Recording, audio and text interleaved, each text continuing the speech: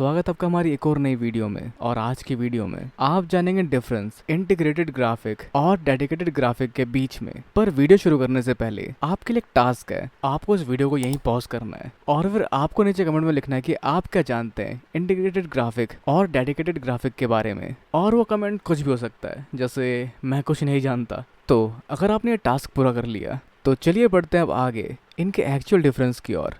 तो पहले बात करते हैं इंटीग्रेटेड ग्राफिक के बारे में। तो आखिर क्या होता है इंटीग्रेटेड ग्राफिक? तो जैसा उसका नाम दर्शाता है, इंटीग्रेटेड यानी कि जुड़ा हुआ, जिसका मतलब ये है कि ये ग्राफिक्स किसी और में जुड़े होते हैं, किसी ऐसी चीज़ के साथ जिसका मेन पर्पस सिर्फ ग्राफिक रिलेटेड चीज़ों को चलाना ना हो। जैसे हमारे प्रोसेसर्स, जिनका मेन वर्क प्रोसेसिंग करने का होता है, लेकिन साथ ही इनके अंदर ग्राफिक प्रोसेसिंग यूनिट भी लगे होते हैं, जिन्हें इंटीग्रेटेड ग्राफिक्स कहा जाता है, जहां सिर्फ एक प्रोसेसर के थ्रू ही आप प्रोसेसिंग भी कर सकते हैं और ग्राफिक से जुड़ी हुई चीज़ों को भी बखूबी कर सकते हैं। पर ये इंटीग्रेटेड ग्राफिक हाल ही में हर एक प्रोसेसर के अंदर नहीं मिलते। जैसे इंटेल के एफ और के एफ सीरीज़ के साथ आपको इंटीग्रेटेड ग्राफिक्स नहीं मिलेंगे, और AMD के एक्स और XT सीरीज़ के साथ आपको इंटीग्रेटेड ग्राफिक्स देखने को नहीं मिलते। जहाँ ये टॉपिक काफ़ी ज़्यादा वास्ट हो जाएगा, तो जिसके बारे में हम जानेंगे एक अलग डेडिकेटेड वीडियोस के साथ, जिसमें आप जान पाएंगे प्रोसेसर्स के साथ लगने वाले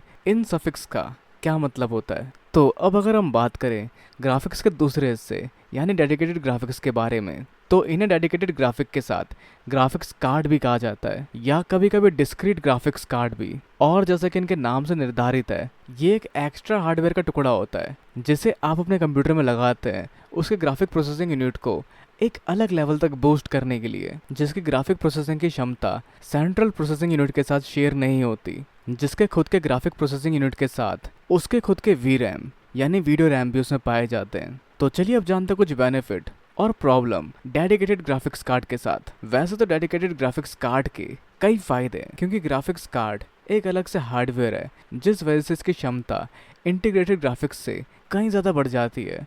जैसे इससे आप हाई एंड गेमिंग कर सकते हैं, और अगर आपका ग्राफिक्स कार्ड लेटेस्ट हो और लेटेस्ट जनरेशन के सॉफ्टवेयर सपोर्ट करता हो, तो उसमें आप AAA टाइटल वाले गेम्स को भी आसानी से रन कर सकते हैं, अच्छे frame rates, better graphics quality और एडवांस विजुअल इफेक्ट्स के साथ।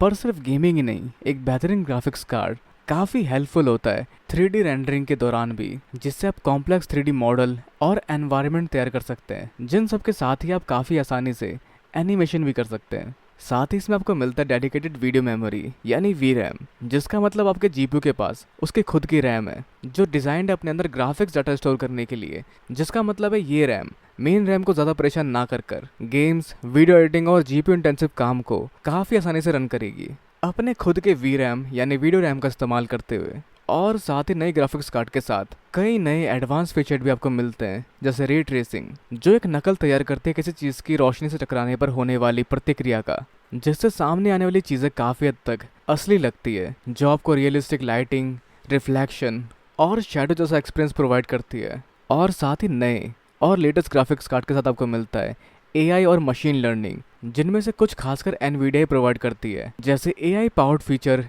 DLSS, deep learning super sampling, जो गेम की इमेज क्वालिटी को इम्प्रूव करती है। मतलब अगर आप कोई पुराना गेम भी खेल रहे हैं जिसके ग्राफिक्स इतने हाई एंड नहीं है, तो भी उसकी इमेज को काफ़ी हद तक एनहेंस कर देता है DLSS। साथ ही ग्राफिक्स कार्ड मदद करते हैं हार्डवेयर एक्सेलरेशन में, जिससे आपको काफ़ी हेल्प मिलती है एडोब प्रीमियर प्रो, ब्लेंडर और दूसरे प्रोफेशनल एप्लीकेशन इस्तेमाल करने में, क्योंकि ग्राफिक कार्ड की मदद से एनकोडिंग, डिकोडिंग और रेंडरिंग काफ़ी जल्दी होता है।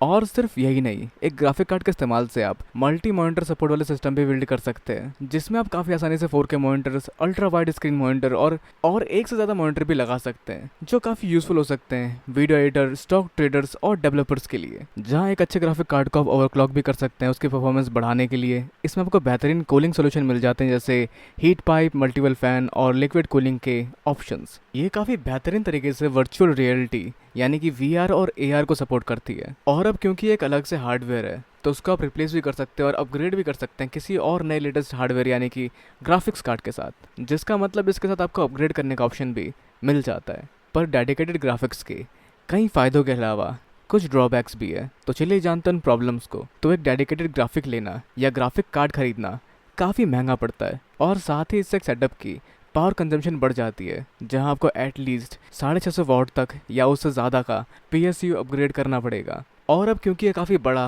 और काफ़ी एनर्जी कंज्यूम करेगा, तो इससे आपको हीटिंग भी देखने को मिलेगी, जिसको कंट्रोल करने के लिए आपको अपने केसिंग के अंदर कुछ एक्स्ट्रा फैंस ज़रूर लगाने पड़ेंगे। जिन सब वजहों से इसका साइज भी बढ़ जाएगा, जिन सब वजहों से आपको एक बड़ा सेटअप बनाना पड़ेगा और इस सब को रखने के लिए ज़्यादा जगह चाहिए होगी। पर इस सबसे पहले भी इसका इंस्टॉलेशन आपके लिए मुश्किल हो सकता है अगर आप पहली बार इसको इंस्टॉल करने जा रहे होंगे। और इसके इंस्टॉल करने के बाद भी आप फेस कर सकते हैं ड्राइवर और सॉफ्टवेयर इश्यूज। अब क्योंकि एक डेडिकेटेड GPU कई सारे कंटिन्यूस अपडेट्स लेता है नए सॉफ्टवेयर और गेम्स को सपोर्ट करने के लिए, जिस वजह से इसमें कभी कभी बग्स भी देखने को मिल सकते हैं आपको, जो बाकी कंपोनेंट्स के साथ कभी कभी कंपैटिबल नहीं हो पाता, जिससे सिस्टम क्रैश और परफॉर्मेंस इशू भी हो सकती है। जैसा होना काफ़ी नॉर्मल नहीं है, ये काफ़ी रेयरली ही होता है। पर एक चीज़ जो काफ़ी कॉमनली देखी जाती है, कई सारे पुराने ग्राफिक्स कार्ड के साथ नए गेम्स कंपैटिबल नहीं हो पाते, क्योंकि एक ग्राफिक कार्ड कई बार ड्राइवर डिपेंडेंट होते हैं, और अगर कोई ड्राइवर ज़्यादा बेहतरीन तरीके से ऑप्टिमाइज ना हो तो पुराने ग्राफिक्स कार्ड के साथ आपको कई सारे गेम्स और एप्लीकेशन चलाने में प्रॉब्लम देखने को मिल सकती है।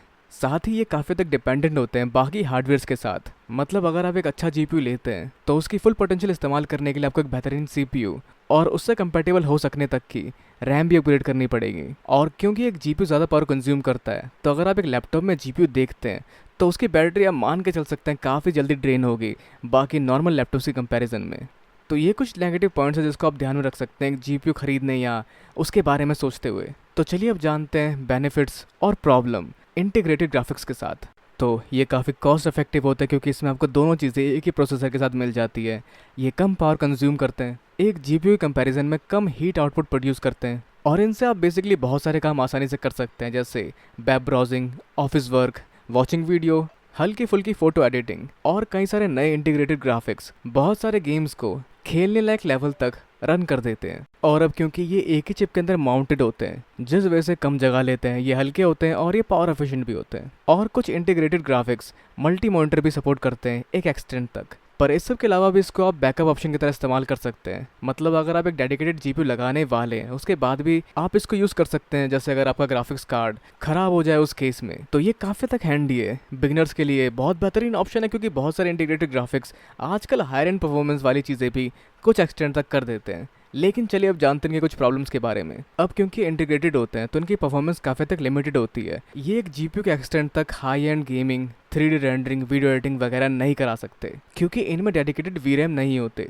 जिस वजह से इस्तेमाल करते हैं रैम का, जहाँ एक सिस्टम की रैम बाकी चीज़ों में भी यूज़ होती है, जिस यूटिलाइजेशन के वजह से कई बार सिस्टम में लैग और इशू देखने को मिल सकता है। जहाँ नए integrated graphics AAA title games को चला सकते हैं, पर काफ़ी लो फ्रेम रेट्स और सिर्फ लोअर रेजोल्यूशन में, और कुछ केसेस में इसको हायर पावर कंजप्शन करते हुए देखा गया है, खासकर वो केसेस जहाँ पे CPU और GPU इंटेंसिव काम हो रहा हो, जिसका मतलब ये प्रोफेशनल वर्कलोड नहीं ले सकता। इसमें आपको लोअर इमेज क्वालिटी मिलती है और ये लेस ऑप्टिमल है VR और AR के मामले में। तो ये कुछ प्रॉब्लम्स आपको देखने को मिल सकती है इंटीग्रेटेड ग्राफिक्स के साथ। जहाँ कंप्यूटर मार्केट में इंटीग्रेटेड ग्राफिक्स बनाते हैं इंटेल और AMD, और डेडिकेटेड ग्राफिक्स कार्ड बनाने वाली कंपनीज है इंटेल, AMD और NVIDIA। तो यह है कुछ फ़र्क जिसको आप ध्यान रख सकते हैं इन दोनों को चुनते समय। और अब आप क्या सोचते हैं इस बारे में? अपने विचार हमें नीचे कमेंट्स में बताना बिल्कुल ना भूलें। इस वीडियो को लाइक, शेयर और चैनल को सब्सक्राइब करना भी बिल्कुल ना भूलें। तब तक के लिए मिलते हैं अगली वीडियो में। Goodbye and have a nice day.